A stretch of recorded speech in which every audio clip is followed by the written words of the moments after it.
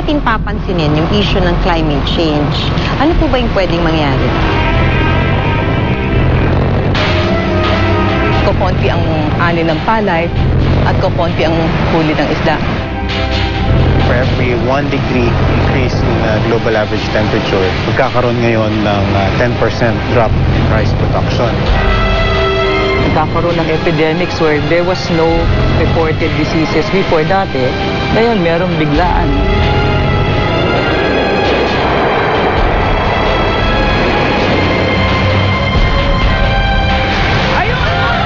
Pag pinagsama-sama mo yung impacts ng pagtaas ng level ng ating dagat, ang senaryo na ito nakakatakot.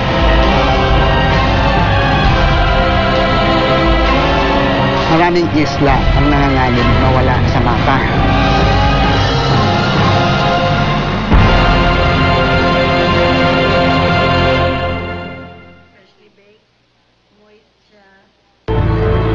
Dumating na nga ba sa Pilipinas ang kinatatakutan ng buong daigdig?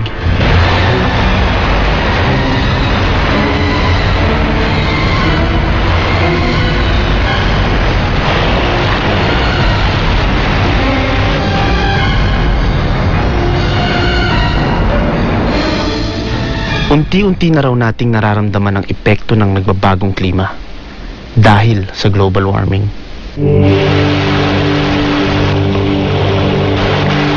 Sa Bawang, La Union, isang bayan ang nilalamon ng tumataas na karagatan.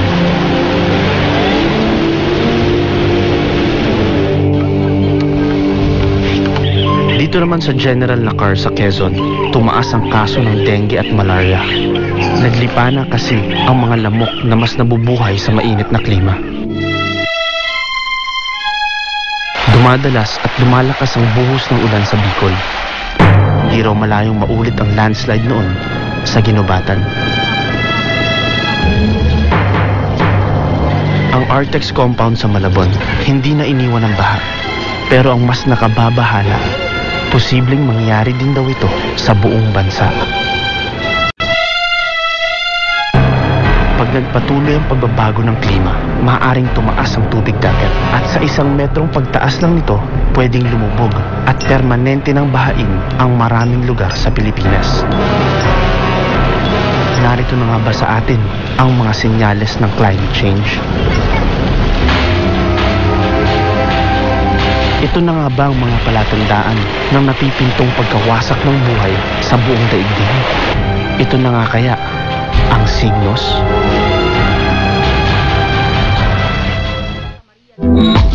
Sinasabing ang global warming o ang pag-init ng mundo ang pinakasanhi ng pagbabago ng klima.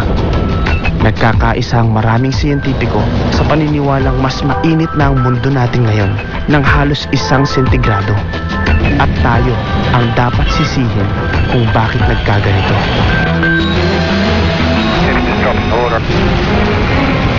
Sa iba't ibang panig ng mundo, nakikita na natin ang epekto ng umiinit na temperatura.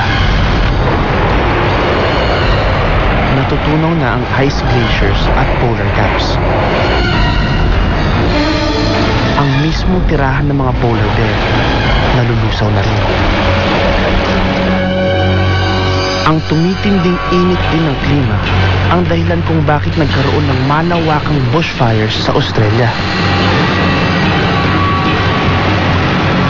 Dahil sa patuloy na pagtaas ng tubig dagat, nawalan na rin ng tirahan ang maraming residente ng Kiribati Island sa South Pacific. Ang umiinit at temperatura naman ang sinisisi kung bakit nanunuyot na ang pamosong Amazon River sa Brazil. Dito sa Pilipinas, ang pabago-bagong klima ang isang malinaw na ebidensya na nararamdaman na nga natin ang global warming. Kasama ang mga reporter na sina Howie Severino, Maki Pulido at Rafi Tima, tinipon ng GMA News and Public Affairs ang ilan sa mga eksperto. Sa pangunguna ni Dr. Josefino Comiso, Senior Research Scientist ng National Aeronautics and Space Administration o NASA, na nanggaling pa sa head office nito sa Maryland, USA, upang pag-usapan ang mga ebidensya ng nagbabagong klima ng Pilipinas. Dr. Comiso, bakit kailangan pag-usapan yung issue ng climate change dito sa Pilipinas? Importante kasi nandito tayo sa tropiko. Ang impact ng maliit lang na chance ng climate masyadong malaki. Sasabi natin yung Pilipinas na sa frontline. Nasa harap tayo ng laban nito. Meron na bang palatandaan? Ang pinaka-popular na palatandaan ay ang coral bleaching. Ang coral bleaching, sinasabi nila ay misnomer yan dahil hindi naman talaga lang sa coral nangyayari yan. Marami pang ibang mga hayop sa dagat na nag-bleach, namumutik. Sobra yung ulan na nagdudulot ng pagbaha at mga landslides nga sa ibang lugar. Yung dami ng ulan, hindi naman nagbabago yung total amount. Pero kung ang titingnan mo ay per event, mas marami yung ulan niya. Tapos nagkakaroon ng epidemics where there was no reported diseases before dati. Ngayon, merong biglaan. Kung hindi natin papansinin yung issue ng climate change, ano po ba yung pwedeng mangyari? Tayo ang number 1 victim ng climate change. Nararapat lang talagang paghandaan natin ito. Kokonti ang ani ng palay at kokonti ang ani ng isda. Dahil sa ang Pilipinas ay isang mahirap na bansa, mas marami rin ang magiging mas mahirap sa atin. Kung narito na nga sa Pilipinas ang mga palatandaan, handa na ba tayong harapin ito? May magagawa pa ba tayo para pigilan ang banta ng nagbabagong klima?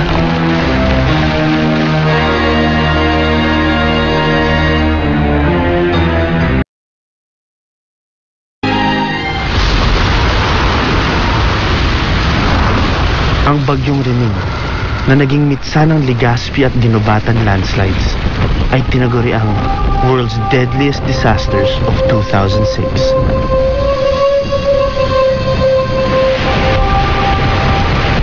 Senyales daw ang bagyong ito ng pabago-bagong klima. Pinapalagay ng mga siyentipiko na mga super typhoon na gaya ng Reming at Milenyo ay magiging madalas pa at pangkaraniwan. Yung relationship ng extreme weather event sa climate change, isa siyang impacts. Kung saan, pag nagkaulan, sobra-sobra yung ulan na mararanasan natin.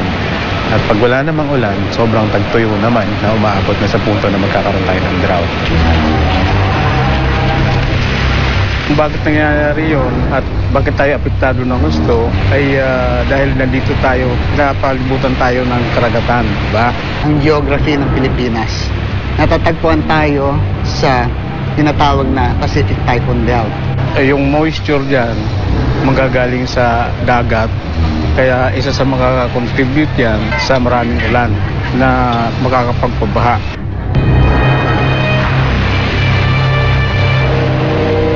Isang palatandaan din ng nagbabagong klima ang abnormal na pag-ulan sa di inaasahang lugar at panahon.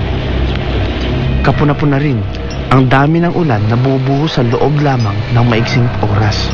Kaya ang resulta, flash floods. Karon lang ko makasulayaan Hindi akong kasi pagkakadako na ko ito karon makakuan. Karon lang yun siya. Sa buong buhay ko, hindi lang kami nakaranas ng ganito.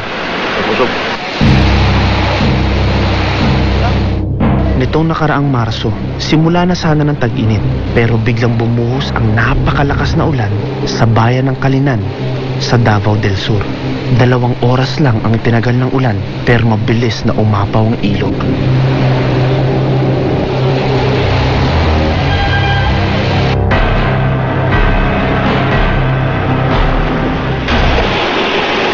Sa lakas ng agos, binakbak ng tubig ang isang parte ng lupa at lumikha ng isa pang lagusan. Maraming puno ang nawala sa pinag-uugatan.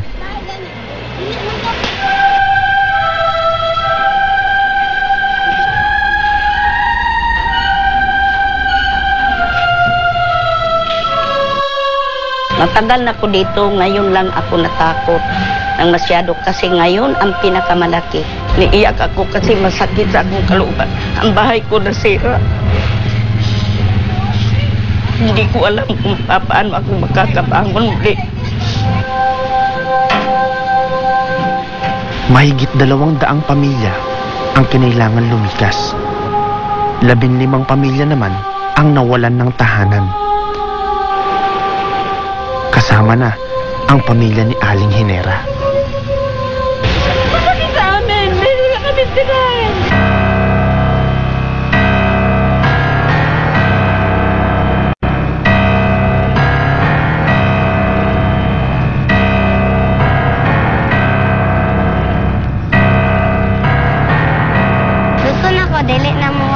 Nananalangin ako sa Panginoon na hindi na maulit yung pagbaha at magkaroon na kami ng sariling bahay.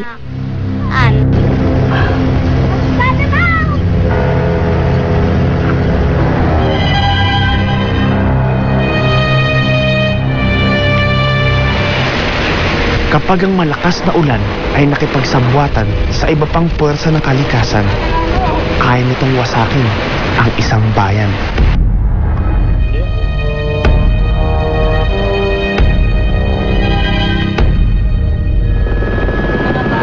Ganito ang nangyari sa Ginubatan, Albay. Nang tamaan nito ng sunod-sunod na super typhoon, ang malakas na buhos ng ulan, sinamahan ng rumaragasang putik mula sa Bulkang Mayon. Ilang bayan ang nalibing.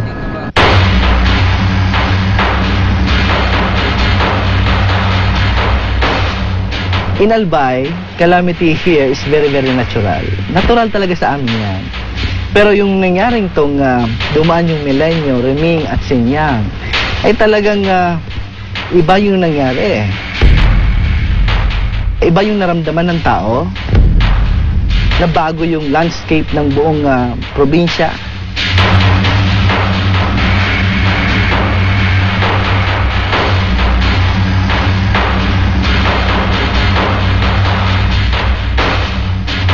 Ang dating masaganang Nayon, ngayon, isang ghost town na. Ang mga taong hindi nakalikas, natabunan ng gumuguhong buhangin na galing sa Mount Mayon. So dito, masagana ang mga tao, may mga pananim dyan. Kasi ano ito, maraming palayan to. So, ngayon, ano pang babalikan ng tao? Wala na. Lahat ng tao wala nang ibabalik kasi patay na din sila. Biglang umulan, hindi sila nakalabas. Naanod na lang sila. Napakaganda ng community natin. Pero ito na lang natitira na makikita natin. Ito na lang. Yung iba nasa ilalim na naman. Wala na. Inanod na. Nalukalubog na at inanod.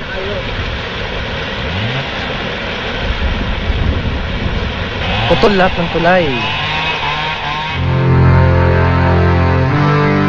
Hinahangaan pero tila higit na kinatatakutan ng mga Bicolano ang Bulkang Mayon, lalo na ngayong pabago-bago ang panahon.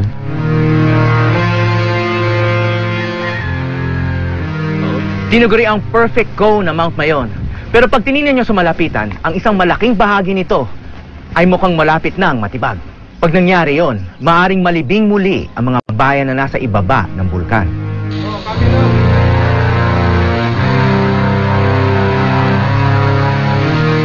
Kung magkakaroon ng patuloy na malakas na pag-ulan gaya nung nakaraang February, ito ay isang palatandaan na pwede nating bantayan na baka magkaroon ulit ng lahar. In cases like disasters na naranasan ng bansa natin, all these things were triggered by abnormally large amounts of rainfall. Malapit sa bulkan, isang trahedya ang tila nagbabadyang maganap.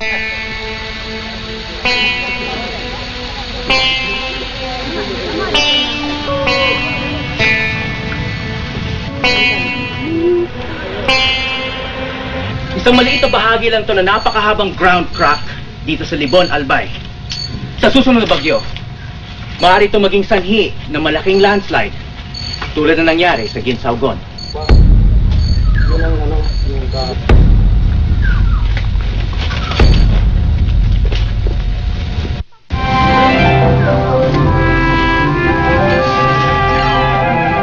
Sinimulan na ng lokal na pamahalaan ang paghahanda para maiwasan ang isa na namang trahedya. Dahil prone to typhoons ngayong Bicol, talagang dapat maghanda sila.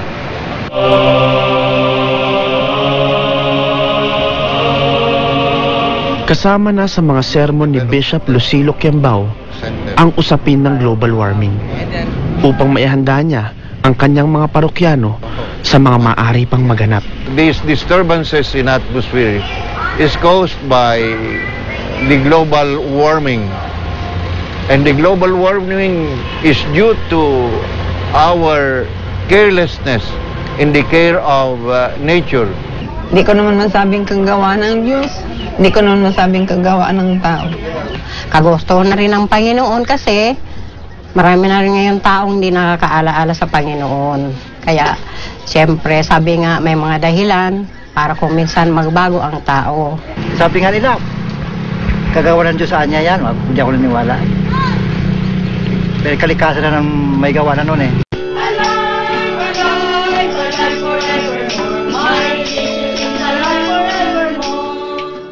Sa mga lugar tulad ng Albay, ang banta na nagbabagong klima, ramdam na. At para sa mga taga rito, dasal na lang ang natitira nilang sandata. Almighty Father, we acknowledge our sins against you and the rest of creation. Global warming is upon us. Now we turn to you, our loving Father, and beg forgiveness for our sins.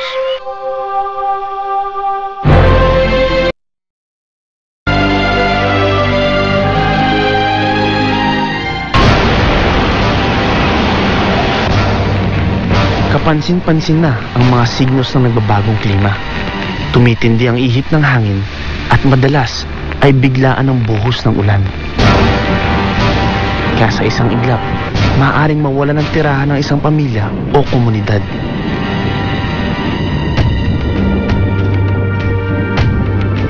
Ganyan na nangyari sa Barangay Maasin sa Zamboanga City. May mga malaking pagbabago na nagaganap dito sa kapaligiran, particularly itong Zamboanga City na kung saan kauna-unahan na nakaranas ng mga malalaking pag-alon na nangyari noong November 27, 2007. Primero, medyo hinay-hinay yung alon.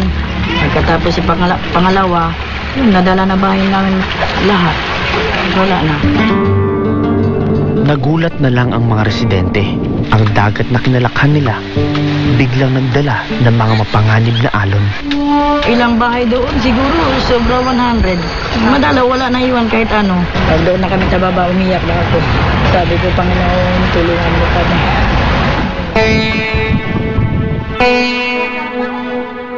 Likas naman daragat ang mga badyaw. Pero dahil sa takot sa mga lumalaking alon, ang iba sa kanila ay napilitan ng lisanin ng karagatan. Ang katiting na pag-aari ng mga taga rito, ipinaubayan na lang nila sa dagat. Ang nasa isip ko, bakit ganito? Ano ang kasalanan namin sa Diyos? Bakit ganito ang ginawa sa amin? Dahil sa nangyari, kumilos na ang lokal na pamahalaan para ilayo ang mga badyaw sa panganib. It is very risky for them to stay there. Nasabi namin ngayon sa kanila na huwag na kayong bumalik. Pero hindi madali para sa ibang badyaw na iwan ang dagat. Hindi kami mabuhay doon kasi yung hanap buhay na yung mga mister namin dito sa dagat. Hindi kami sanay doon sa kuwan, sa bundok. Minsan na silang tinawag na God-forsaken people. Ngayon, pati ang dagat na kinalakhan ng mga badyaw, tila pinababayaan na rin sila.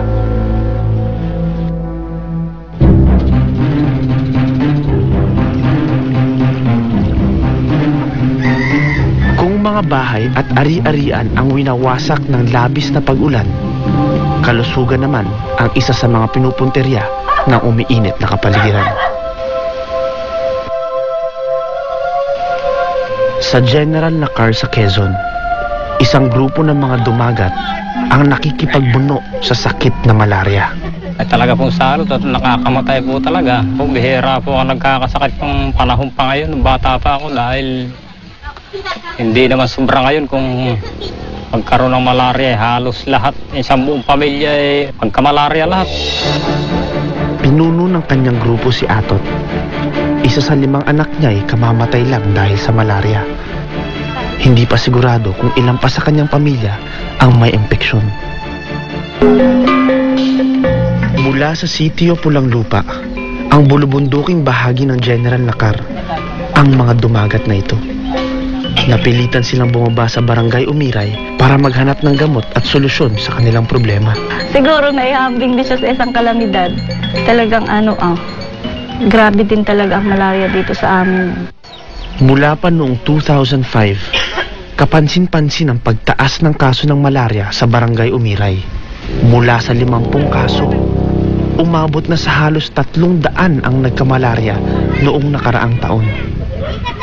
Pabago-bagong klima rin ang isa sa mga dahilan kung bakit laganap ang malaria dito. Paborito kasing tirahan ng mga lamok ang mainit o maalinsangang lugar.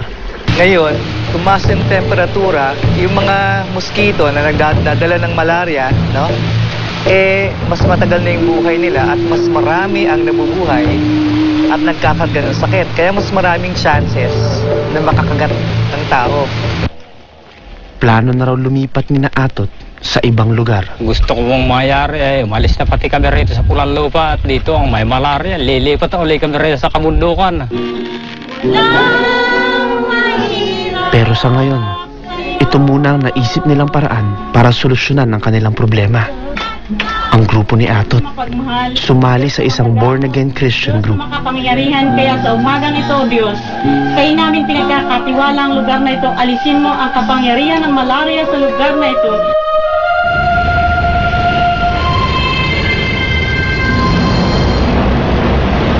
Dala rin ng nagbabagong klima ang isa pang mapanganib na epekto. Iba't ibang sakit na dulot ng umiinit na temperatura.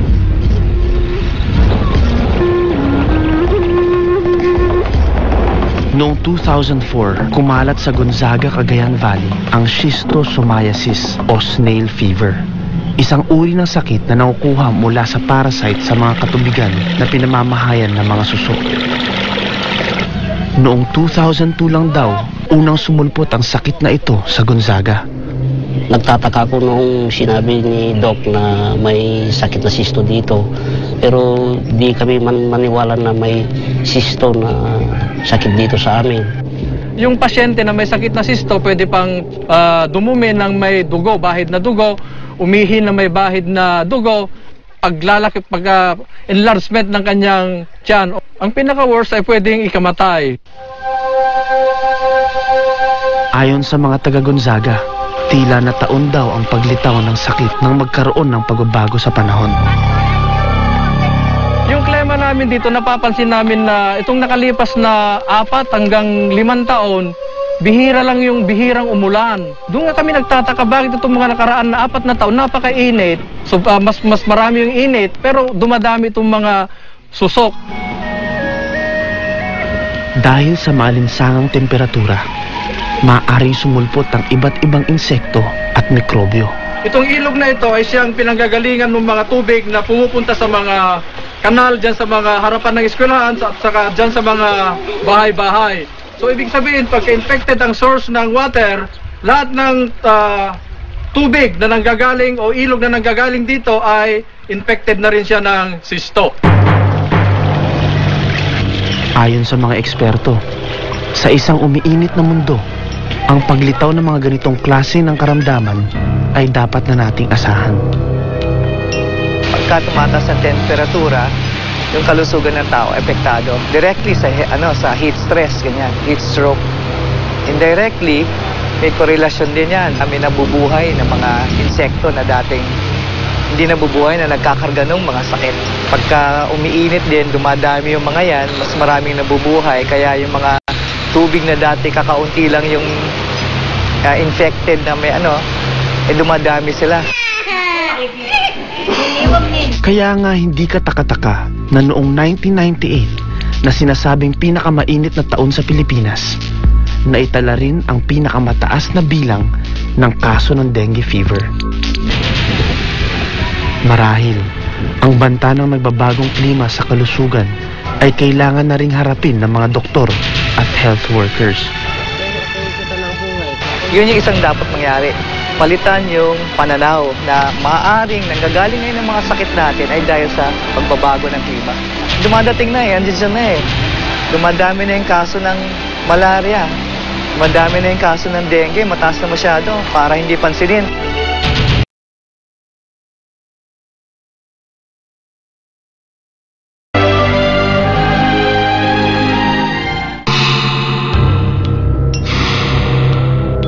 Ayon sa pag-aaral ng mga scientist, patuloy ang pag-init ng mundo. Sa katunayan, itong huling dekada ang pinakamainit sa loob ng isang siglo. At sa Pilipinas, 1998 ang naitalang pinakamainit na taon. Ang fossil fuel mula sa coal power plants ang pangunahing energy source sa buong mundo. Ito ang pinagkukunan natin ng kuryente na nagpapaandar sa mga kagamitan natin sa bahay at kung saan-saan pa. Sa tuwing gumagamit tayo ng sasakyan, gumagamit din tayo ng fossil fuel na siyang nagpapakawala ng carbon dioxide sa hangin. Pero mula nang maganap ang Industrial Revolution noong 18th century, hindi na maawat ang pagtuklas at paggamit natin sa fossil fuel. Kung tingnan mo ang history ng temperature from 500 years ago, ang temperature ng globe uniform hanggang nakarating sa Industrial Revolution. Pagdating ng Industrial Revolution, pataas ng pataas. Dahil kumapal ng kumapal at naipon sa atmosphere ang carbon dioxide, hinaharang nito at ng iba pang greenhouse gases ang init ng araw na dapat sana'y natural na lumalabas sa ating planeta. Kaya umiinit ang temperatura at nagkaroon ng global warming. Ang mga karagatan ay isa sa mga natural na tagahigop ng carbon dioxide mula sa atmosphere. Pero dahil sa dami ng carbon dioxide, nagiging acidic at mainit na raw ang tubig dagat. Ang trend ng temperature ng dagat tumaas ng tumaas. Ang karagatan ng Pilipinas ang tinaguriang sentro ng Coral Triangle, ang rehiyon na may pinakamayaman na marine life sa buong mundo. Pero ngayon, nanganganib na ito. Sa pagtaas ng temperatura, apektado ang mga nilalang sa ilalim ng karagatan. Maging sa malaparaisong isla ng El Nido, hindi na maikukubli ang mga epekto. Noong 1998, nagkaroon ng massive coral bleaching sa iba't ibang panig ng mundo. Tumaas kasi ang temperatura sa dagat kaya naapektuhan ang mga coral reef. At isa sa mga malubhang naapektuhan ay ang coral reef dito sa El Nido, Palawan.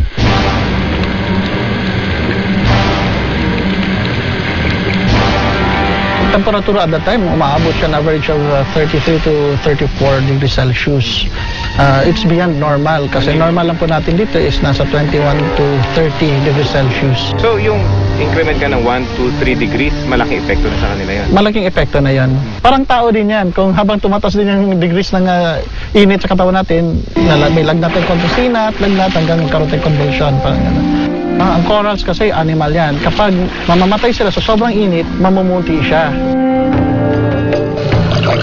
Mahalaga ang papel na ginagampanan ng coral reefs. Nagsisilbi kasi itong panukat ng kalagayan ng ating kalikasan.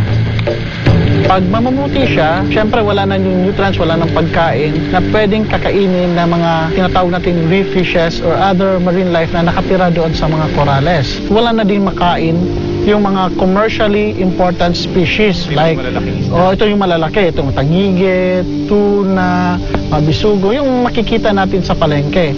Kapag wala silang makakain, syempre sila din mamamatay. Humigit kumulang sa 4 hanggang 8 taon ang kailangan ng mga coral reef para makarecover.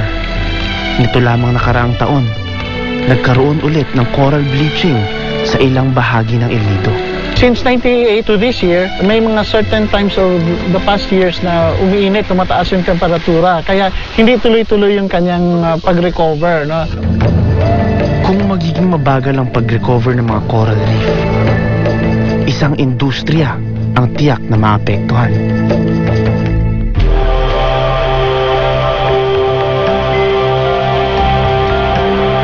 Turismo rin ang isa sa ikinabubuhay ng mga taga-Donsol, Sorsogon. Ang dagat dito, dinarayo ng pinakamalaking isda sa buong mundo, ang whale shark o butanding. Pupunta sila dito to feed. Kung makita mo, nakipag-interact ka, makita mo hindi ganun kalinaw ang tubig, marami mga planktons na nakikita. So yun yung kinakain nila. So madalas din nakikita namin sila dito, nakabuka yung bibig dahil kumakain sila dito ng mga planktons. Mula Nobyembre hanggang Mayo, madalas makita ang mga butanding sa Donsol. Kaya timing ang punta namin dito. Kaya nakikita na yung butanding dito.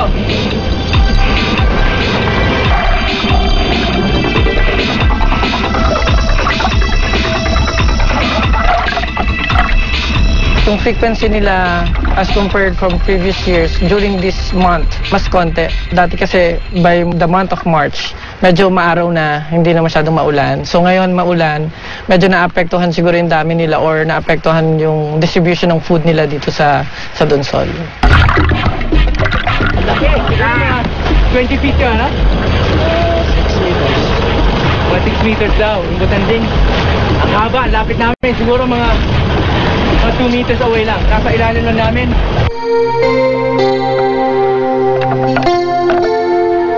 Sa Sogod, Leyte, dati na ring madalas makita ang mga butanding. Pero sa taong ito, di pa raw sila lumilitaw. For the past 2 years, whale sharks have been visiting Sogod Bay on a reliable time frame. For example, March, April were the peak season for the whale sharks to come. Last year, I was working with Coral Key, and they were doing a survey on whale sharks in Sogod Bay. And actually, this same day, last year, we were swimming with up to 10 sharks, different sharks in one day. And now, they're not there. Maybe the food isn't there this year. Maybe there's something different in the physical characteristics of the water.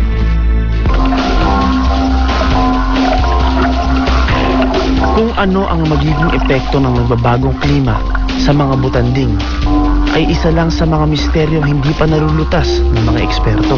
Marami pa ring misteryo about butanding, kung saan sila nangingitlog, kung saan sila nagme-mate. Wala pang information sa buong mundo tungkol doon. Kaya kung wala tayong impormasyon doon, hindi natin alam kung paano ma-manage. Kung magkaroon ng pagkakaiba sa climate change na maaari pala maka-apekto sa kanila, maaari nyo na maging reason para mawala sila. We can't say yet that there's a big emergency, that whale sharks are threatened by climate change. For example, Donsol this year has had amazing sightings. And so Donsol is fine. Other locations, however, like Leyte, I'm starting to worry about. And so now I think it's really important to invest some time and effort in studying why they're showing up in Leyte and why they're still showing up in Donsol, because who knows, maybe if the food doesn't show up in Donsol, we won't have as many sightings in Donsol next year. Pero kung bibilis pa ang mga pagbabago sa klima, posibleng ang mga nilalang na ito'y tuluyan na nating hindi makikita.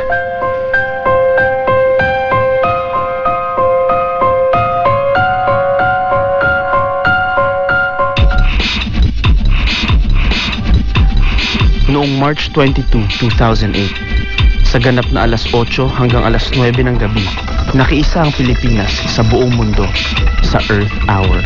Sa pamamagitan ng sabay-sabay na pagpatay ng ilaw, nagkaroon ng 56 megawatt drop sa konsumo ng kuryente, na sapat na upang mapatigil ang isang coal-fired power plant ng 1 oras.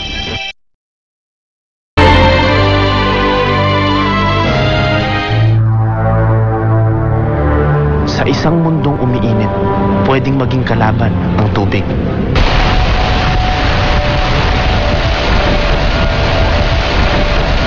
Isa kasi sa mga pinakamarahas na epekto ng climate change ang pagtaas ng tubig dagat. At ang mga lugar tulad ng Maynila, Cavite, Bulacan at Pampanga ay maapektuhan. Maaari silang malubog sa baha sa 1 metrong pagtaas ng tubig dagat.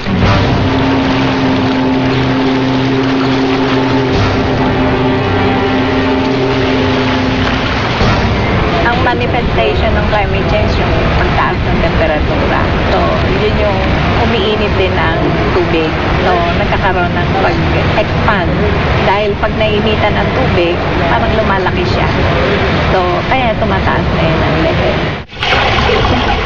Ayon sa mga siyentipiko, tinatansya nila nga abot sa halos 2 talampakan ang pagtaas ng tubig dagat sa taong 2009. Tila maliit lamang ito, ngunit dahil patuloy ang global warming, bumibilis din ang pagkatunaw ng yelo sa polar regions. At ang mga natunaw na yelo, sa dagat din ang bagsak, kaya lalo na namang tataas ang tubig dagat. 13,500 years na ang nakaraan mula noong huling beses na tumaas ng 1 degree ang temperatura ng mundo. Umabot daw noon sa 6 na metro ang itinaas ng tubig dagat. Kaya malaking banta sa Pilipinas ang sea level rise na bunga ng global warming. Marami kasi tayong baybaying dagat. Umaabot nga ito sa 34,000 kilometers.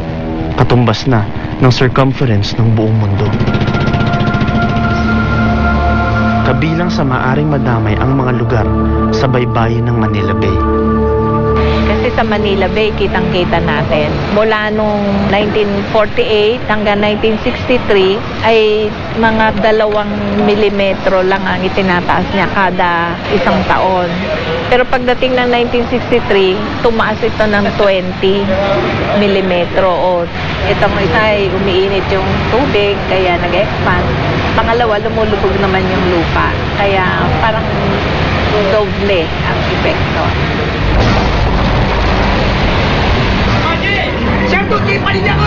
Ang resulta nito ay ang pagbaha. Nitong mga nakaraang taon, kapansin-pansin ang dumadalas at lumalawak na pagbaha sa mga lugar na malapit sa Manila Bay.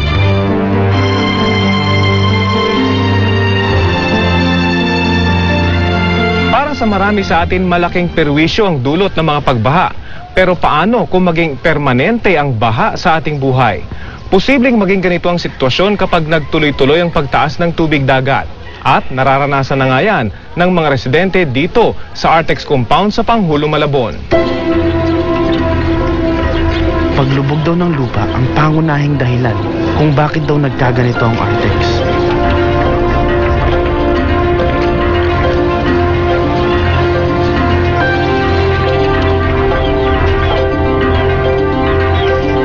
Pero di may tatangging na kapag papalala ng baha ang pagbuhos ng ulan at patuloy na pagtaas ng tubig dagat.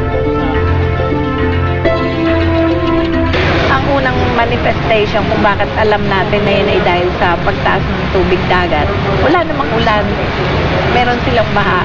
So ibig sabihin, ang tubig galing dyan. Malayo na ang nararating mula doon sa Pampanga talaga.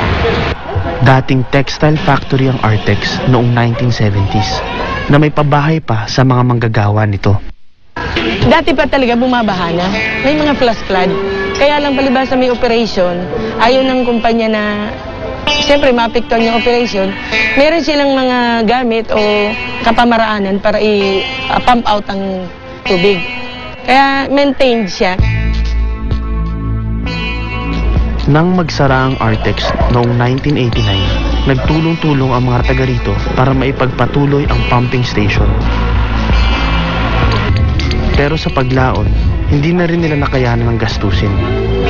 Itinigil na nila ang pambobomba ng tubig baha noong 2005. At mula noon, hindi na naging tuyo ang lugar. Ngayon tanggap na ng mga taga-Artex na bahagi na ng kanilang buhay ang baha. Kalsada ang bahaging ito ng Artex Compound, pero ngayon, mga bangka na lang ang dumadaan dito dahil ito na ang kanilang pangunahing sasakyan. Pagbabangka na rin ang naging kabuhayan ng maraming tao dito. Ang mga taga-Artex, kahit sa simpleng pagbili sa sari-sari store, nagbabangka sila. Ang iba naman nakahanap na ng paraan para bilhin ang kanilang pangangailangan. Kapag bumibili, maraming bahay dito ang nagkabit na ng mga tali sa kanilang kalapit na tindahan para dito na lang padaanin yung kanilang mga binili. Na ito ba yung tinapay? Bibili ka, kailangan may bangka pa. Para kapag wala kang bangka dyan at may tubig, parang putol yung isang paa mo. Dahil hindi nakakalaro yung mga bata. Mga 2,000 meron pa eh. Meron pang minsan. Pero nitong parang nag-steady na yung bata.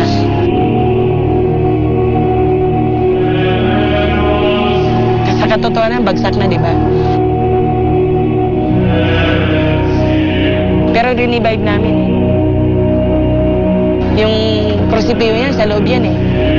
Inilabas namin, nilagyan namin na parang altar para ma-revive lang na buhay pa rin ang simbahan ng Artex. Pinagtsatsagaan na lang namin kasi isa pa wala kaming pambayad sa bahay.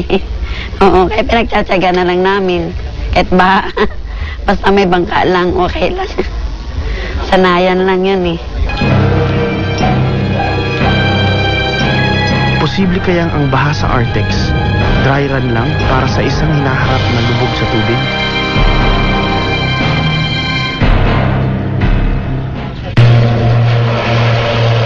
Kung labis-labis na tubig ang pinoproblema ng mga taga-Artex, sobra-sobrang buhangin naman ang nagpapahirap sa mga taga-Noveleta, Cavite. Ito po yung tindahan, dito po ako dati bumibili. Gawa po yung pag lumalaki ang tubig, tapos yung sumasama yung buhangin. Ganito na po siya nangyari hanggang sa sinara na lang po. Ang buhangin na nagbaon sa maraming kabahayan dito ay dala raw ng malakas na paghampas ng alon sa dalampasigan. Marami hong nagligasan dahil sa lakas ng hangin. Natakot po kami dahil siyempre ang laki-laki na ng alon, lampas na sa bahay namin. Tambak na nga ng problema ang mga taga-Noveleta dahil sa naiipong buhangin sa lugar nila. Nanganganib pa ang lugar na lumubog sa permanenteng baha. Konting taas na tubig po, nandoon na po sa silong ng bahay namin. Pinapasok na po kami ng tubig. Maski wala siyang bagyo, anuman, laki lang na tubig, nasa silong na po namin na tubig. Sa harap ng banta ng nagbabagong klima, ano pa nga ba ang maaaring gawin ng mga taong naninirahan sa tabing dagat? Ang mga taong naninirahan na dito sa gilid ng o sa coastal area, hahanapan ng lugar na kung saan sila pwedeng makapamuhay. Importante rin na kung doon sila maninirahan, mayroon silang pagkakakitaan. Itong usapin ng climate change ay hindi lang tungkol sa mga physical na pagbabago, kundi yung sa social.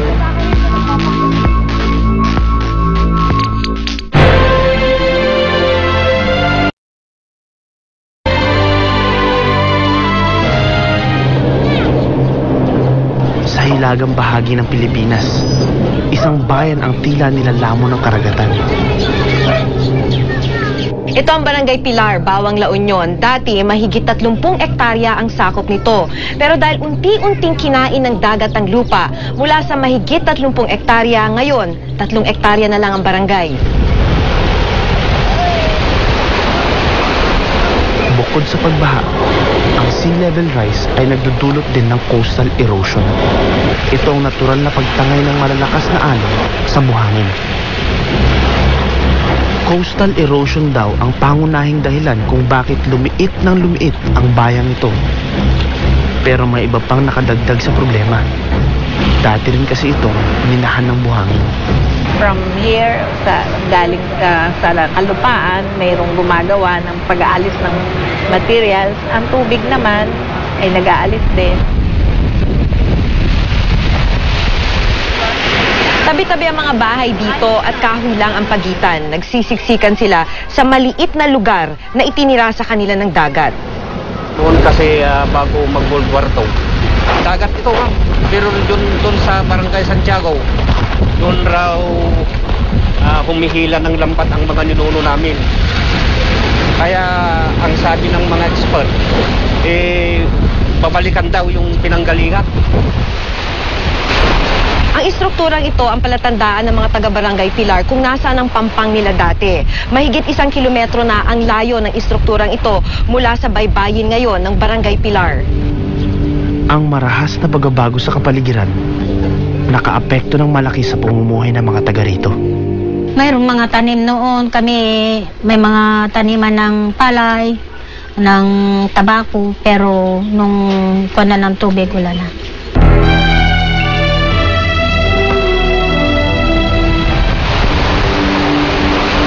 Kung patuloy ang pagtaas ng tubig dagat, lalo pang lalala ang problema ng coastal erosion.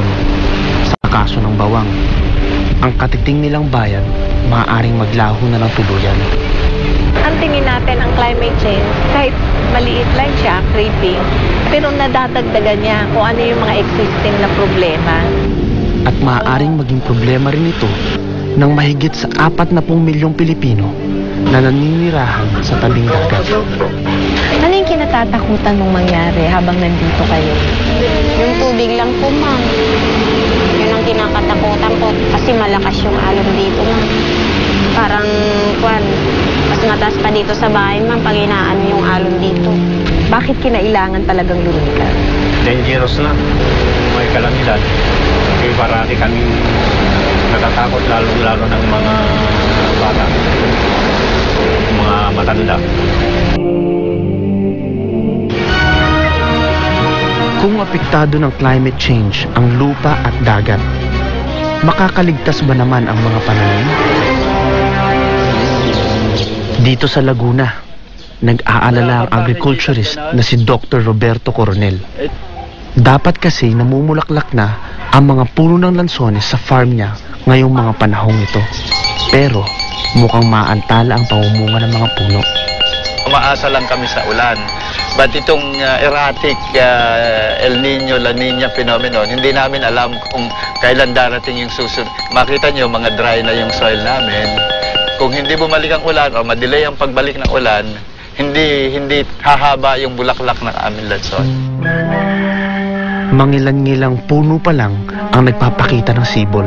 Itong epekto na ito na ipinaliwanag ko sa inyo, tipong hindi lang dito namin nakikita sa aming farm, kundi na-report na rin sa amin doon sa ibang mga lansones farms na nabisita namin dito sa Laguna. Nitong mga nakaraang dekada, dumalas ang pagdating ng El Nino at La Nina. Malaki ang epekto nito sa mga pananim.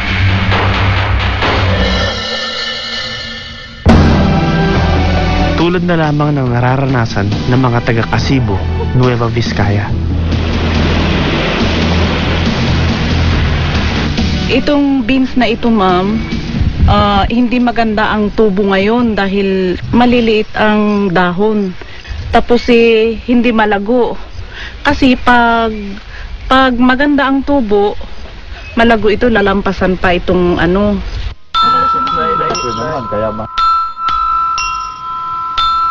Dahil sa palaging ulan, ang mga kamatis ay ito mga ganitong klaseng bunga. Nadideform, nararast, eventually hulog yan.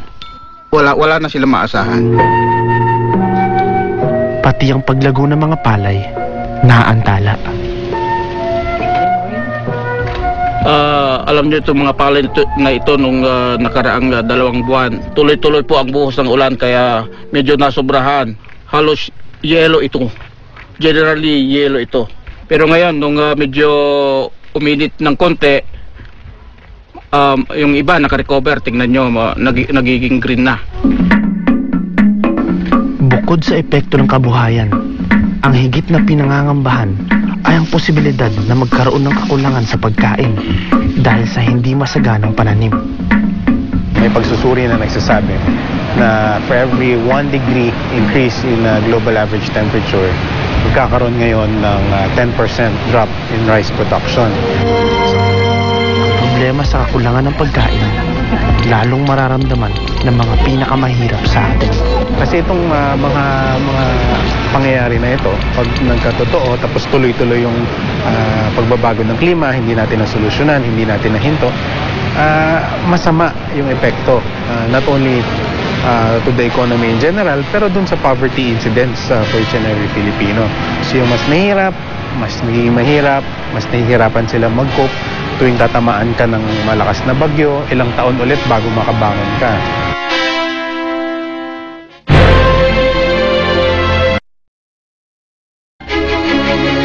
Ang mararahas na epekto ng nagbabagong klima ay unti-unti na nating nararamdaman. Kung magpapatuloy ito, kagimbal-gimbal ang mga posibleng senaryo. If you raise the temperature, maybe even just 1 degrees global temperature or 2 degrees, maraming mangyayari.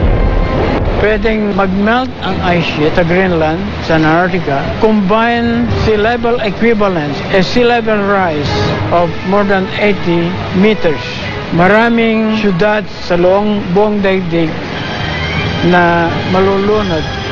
Ang sinasabi nila ng mga scientifico ay mga 6 daw na metro ang itataas. Ibig sabihin, lahat ng mababa sa 6 na metro ang taas ng kalupaan ay lahat ito'y matatakpan ng tubig. So, mga matitira dito sa atin, yung mga medyo matataas, mga burol, mga bundok. Malagim ang mga pangitain.